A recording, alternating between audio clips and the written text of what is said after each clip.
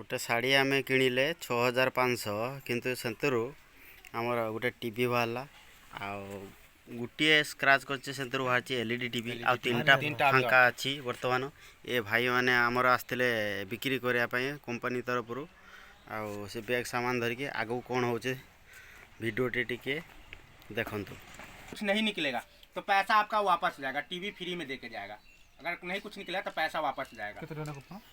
यहाँ पे लिखा हुआ है दादा, कृपया कूपन स्क्रैच करने के बाद पैसा वापस ना होगा दादा।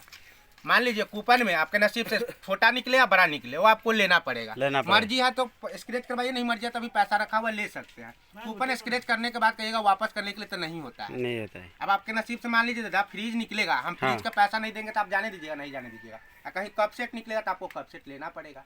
जो मेरे पास सामान है सामान देंगे, जो सामान नहीं उसका पैसा देंगे। तो कितना देते पड़िए? 6000। जो 3 नंबर पे जमा कीजिएगा, ठीक है ना दादा? ठीक है, हो गया ना? ठीक है।